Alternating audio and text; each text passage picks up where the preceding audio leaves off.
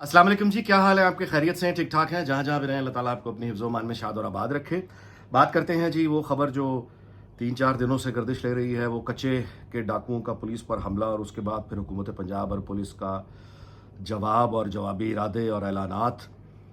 लेकिन इस तमाम मामले पर मैं हैरान हूँ कि एक बुनियादी नुक्ता जो है वो ज़ेर बहस नहीं है, और वो है पाकिस्तान की में जो जो दहशतगर्द तंजीमें जो कि मौजूद हैं उनका, यानी वो ऑपरेट करती हैं रोज़ाना की बुनियाद पर बलूचिस्तान पख्तूनख्वा ट्राइबल एरिया, पाकिस्तान की security forces, armed forces, rangers, फ़ौज, पुलिस, बम डिस्पोजल स्क्वाड, मतलब है कि वो अटैक मुख्तलिफ सिक्योरिटी फोर्सेस के इदारों पर हो रहे हैं। तो दहशतगर्द तंजीमों का और क्रिमिनल रैकेट्स, जो प्योर बज़ाहिर एक क्रिमिनल रैकेट होते हैं, डकैत होते हैं, उनका जो कांटेक्ट है क्या वो स्टैब्लिश हो चुका है? क्या ये उनका कोई पैगाम था? इस पे बात करते हैं। और दूसरा मैं आपसे गुजारिश करूंगा जी कि एक सरगोशी, एक यूं कहिए कि उड़ती हुई खबर कह लीजिए, बाकायदा तो नहीं कहते, लेकिन एक सरगोशी मैंने कल पोस्ट भी किया था।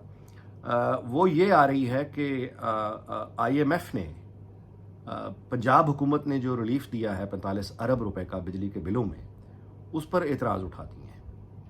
और ये पहले एक खबर आई थी, खबर नहीं थी ये, बुनियादी तौर पे एक तज्जिया, एक एनालिसिस पब्लिश हुआ था करीब 5 या 6 रोज़ पहले डॉन में। और उस एनालिसिस में मुख्तलिफ एक्सपर्ट्स के ओपिनियंस शामिल किए गए थे, और इस खदशे का इजहार किया गया था कि ये पंजाब हुकूमत ने जो रिलीफ दिया है, इस पर मालियाती इदारे, ख़ास तौर पर IMF, उनको इतराज़ हो सकता है। ये खदशा था, लेकिन अब जो है वो इल्म हुआ है कि ये खदशा नहीं रहा, ये एक्चुअली कंसर्न्स जो हैं वो यहाँ पहुँच गए, और उस पर अब काम हो रहा है कि कैसे आगे बढ़ने का रास्ता निकाला जाए।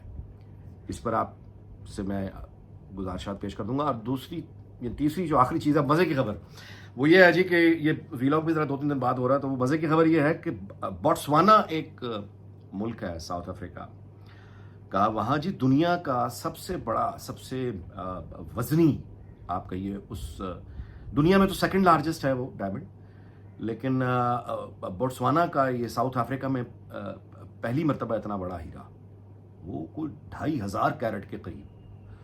तो दिलचस्प खबर थी, मैंने देखी, लेकिन वो जो मेरी दिलचस्पी है वो बाद में बोट्सवाना के प्रेसिडेंट पर ज़्यादा हो गई। जिस तरह से उसने वो प्रेजेंट किया है वो डायमंड दुनिया के सामने प्रेस कॉन्फ्रेंस में, वो फुटेज अगर आप देखें तो आपको लगेगा कि वो एक प्रेसिडेंट, यानी वो पॉलिटिशियन से ज़्यादा वो एक एंटरटेनर है। द वे उसने उसको प्रेजेंट किया है, तो इसका मतलब पूरी दुनिया में अब एक जो नई पॉलिटिकल लीडरशिप का जो फैशन है, आप यूँ कहिए, वो ज़्यादा आगे वो निकल रहा है जो एंटरटेनर अच्छा है। यानी सिर्फ सियासत से और संजीदगी से बात नहीं चलती, बल्कि इस तरह के मजाक को और एंटरटेनमेंट को पूरी दुनिया में ये पॉपुलर है। चलिए जी, खैर मैं पहले आपसे गुजारिश कर दूं, कच्चे के डाकुओं का जो मामला है, पुलिस पर अटैक है, देखिए कोई भी क्रिमिनल रैकेट होगा वो जिसका प्योर, यानी डाका बराए डाका बराए, कोई ऐसा नहीं कि आइडियोलॉजी कोई और है, स्ट्रगल करनी है, पैसा चाहिए तो डाका मारा है, ये टेररिस्ट ऑर्गेनाइजेशन करती हैं, या जो जद्दोजहद करने वाली अपने आप को कहती हैं, ये वो तंजीमें ये काम करती हैं कि आपका टारगेट तो कोई और है, यानी आप कोई भी टारगेट हो सकता है। तालिबान, TTP एक नारा लेके बहरहाल खड़े ही है ना। तो इन तमाम जितनी भी टेररिस्ट दुनिया भर में ऑर्गेनाइजेशंस होती हैं, सरमाया उनकी बुनियादी ज़रूरत है भाई। अच्छा, तो वो कहाँ से कमाएं? तो वो फिर आमतौर पर ड्रग्स की जो ट्रेड है उससे पैसा कमाते हैं, बैंक लूटते हैं, अखबार रायतवान, इस तरह का सरमाया यानी इकट्ठा करने के लिए। तो वो दहशतगर्द तंजीमें जो सरमाया इकट्ठा करती हैं, वो किसी मकसद के लिए करती हैं, यानी मकसद और होता है पैसे हासिल करके, तो आगे उन्होंने कोई हमला करना है या हमले की प्लानिंग करनी है, लोगों को हायर करना है, उनको पैसा देना है, तो इसलिए उनको पैसा चाहिए होता है। डाका बराए डाका तो ये है ना कि डाका किया और बस खा पी गए, फिर अगला डाका मारा, खा पी गए। तो ये जो रोज़ाना की बुनियाद पर अटैक हो रहे हैं बलूचिस्तान में, पख्तूनख्वा में, ट्राइबल एरिया में, पाकिस्तान की फौज पर, रेंजर्स पर, पुलिस पर, उसको जरा इससे अब मिला के देखिए कि ये जो पुलिस पर अटैक हुआ है कच्चे में, भाई कोई क्रिमिनल रैकेट होगा वो तो पुलिस के साथ पार्टनरशिप करेगा, वो तो करप्ट इंडिविजुअल्स को अपने साथ मिलाएगा, और उसके बाद اگر یعنی اس طرح کی جو ہے نا کرمنل گینگ اور پولیس کے درمیان اس طرح کی، یہ تو اس صورت میں ہونا کہ اگر ایک کرپٹ انڈیویجول پولیس آفیشل ڈکیتوں کے ساتھ ملا ہوا ہے یا چوروں کے ساتھ ملا ہوا ہے اور اس نے اپنی کمٹمنٹ پوری نہیں کی، تو پھر کرمنل ریکٹ جو ہے اس انڈیویجول کو نشانہ بنائے گا کہ اس نے پیسے لے کے ہمارا کام نہیں کیا یا اس نے ہم سے جھوٹ بولا. اس طرح کی تو کوئی بات سمجھ میں آتی ہے. لیکن یہ کہ رینڈملی پولیس کی وین چل رہی ہے اور ڈاکو گھات لگا کے بیٹھے ہیں اور رینڈملی مار رہے ہیں صرف اس وجہ سے کہ انہوں نے وردیاں پہنی ہوئی ہیں، صرف اس وجہ سے کہ وہ پولیس میں ہے. ڈاکوؤں کا گینگ یہ کام مطلب کیوں کرے گا؟ یعنی ان کو نہیں علم کہ اس کے بعد اس کا رد عمل کیا آئے گا. ان کو اندازہ تھا کیا رد عمل آئے گا جو آ رہا ہے. آپ میری بات سمجھ رہے ہیں؟ تو میری گزارش محض یہ ہوگی متعلقہ اداروں سے، بلکہ یقیناً وہ آلریڈی اس پہلو کو دیکھ رہے ہوں گے، لیکن ہمیں بھی اپنے انالیسز یا بحث میں ان چیزوں کو شامل رکھنا چاہیے کہ کیا یہ کوئی پیغام ہے ان دہشت گرد تنظیموں کا کہ ان ڈاکوؤں کا تعاون ان کو حاصل ہو گیا ہے. اس طرح وہ مزید جو باقی کرمنل گینگز ہیں وہ ان کے ساتھ بھی رابطے میں آ سکتے ہیں. سو یہ اس کو اس پہلو سے زیادہ دیکھا نہیں جا رہا. میری گزارش ہوگی کہ ضرور دیکھیے. مجھے لگتا ہے، شک ہے کہ یہ جو اٹیک رینڈملی پولیس والوں پر ہوا ہے یہ کوئی نہ میسج ہے یا کوئی نہ کوئی اس طرح کی کوئی ہے. اچھا، جہاں تک یہ بات کہ اس میں ان پہ قابو نہیں پایا جا سکتا، ٹیم ورک اگر ہو تو بڑے آرام سے قابو پایا جائے. سندھ اور پنجاب کی گورنمنٹ کو اکٹھے بیٹھنا ہوگا، فیڈرل گورنمنٹ کو اکٹھے بیٹھنا ہوگا، سیکورٹی اداروں کو اکٹھے بیٹھنا ہوگا، بڑے آرام سے یہ مسئلہ ختم ہو سکتا ہے.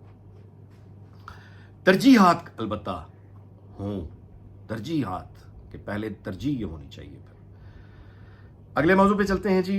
یہ جو 45 ارب روپے کا ریلیف پنجاب گورنمنٹ نے دیا ہے، اس کے حوالے سے جیسا میں نے گزارش کی، سرگوشیاں ہیں کہ ایک ریزرویشنز، یہ میں نے کل پوسٹ بھی کیا، تو مجھے ایک اہم ترین حکومتی شخصیت، موسٹ سینئر، ان کی مجھے رات کال آئی.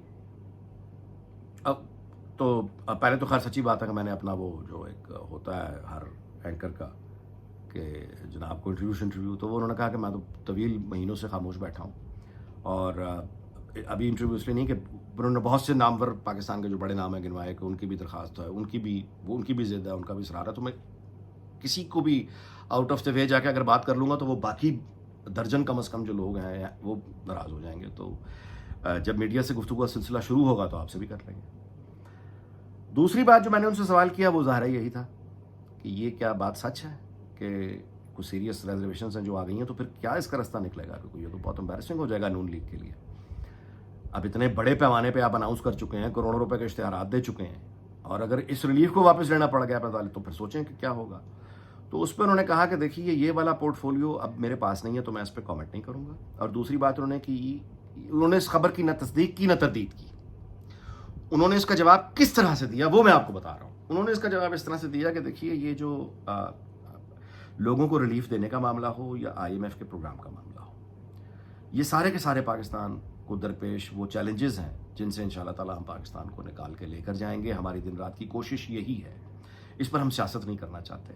وہ کہتے ہیں میں آپ کے اس سوال کا براہ راست جواب دے کر کسی بھی افواہ سازی کو یعنی اس کو طاقت یا توانائی فراہم نہیں کر سکتا. میں یہی کہہ رہا ہوں کہ پاکستان کو بہت سے چیلنجز ہیں اور ہم کوشش کر رہے ہیں کہ اس کو نکال کے لے جائیں. سو یہ جناب آپ تک خبر پہنچانی تھی. اور اب جو وہ بوٹسوانا کا یہ ڈائمنڈ تقریباً پورا نہیں، تقریباً 2500 کیرٹ کا، اور یہ دلچسپ خبر ہے، آپ بھی دیکھیے. لیکن اس میں جو میں نے بات نوٹ کی ہے، گزارش وہ میں دوبارہ آپ سے کرتا ہوں کہ اس کا جو یعنی the way president presented that stone and performed as if he was an artist, a باقاعدہ پروفیشنل کامیڈی آرٹسٹ.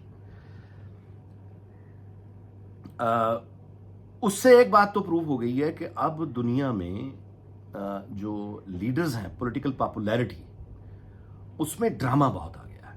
اس میں ڈرامہ ہے، اس میں میوزک ہے، اس میں فلم ہے، اس میں پرفارمنس ہے.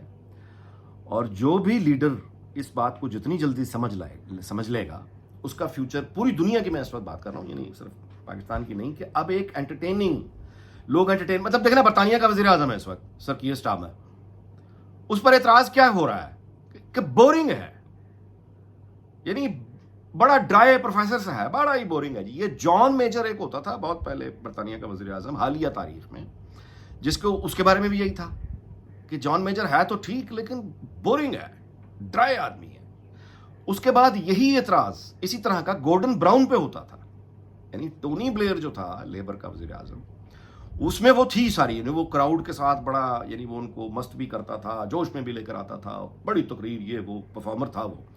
لیکن جب عراق وار کے بعد وہ اڑ گیا, خیر جب حقیقت سامنے آئی ساری, تو اس کے بعد جب گورڈن براؤن آیا پرائم منسٹر, ان کی بڑی آپس میں ریس بھی تھی, تو گورڈن براؤن جو چانسلر رہا اس کے تھرو آؤٹ ٹونی بلیئر کے کریئر میں, جب وہ وزیر اعظم بنا تو ایک دم جو گورڈن براؤن کا مسئلہ تھا وہ بھی یہی تھا لوگوں میں کہ یہ بور آدمی ہے, اس کو دیکھ کر وہ لطف مزہ نہیں آتا, بور کر دیتا ہے یہ.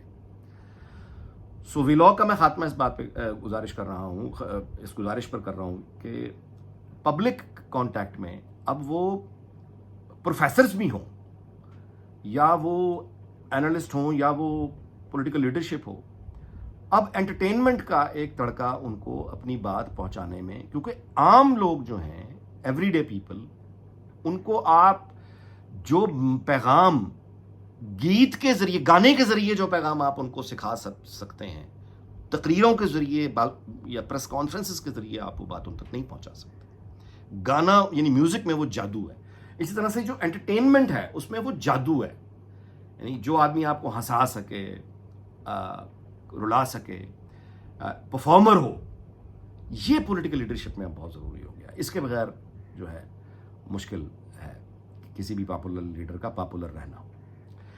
اچھا جی, اجازت چاہتا ہوں اس دعا کے ساتھ کہ اللہ تعالیٰ پاکستان, اس کے تمام ہمسایوں, دنیا بھر کو شاد اور آباد رکھے. آپ سے اگلی ویلاگ میں ملاقات ہوگی. اپنا بہت خیال رکھیے گا. اللہ حافظ.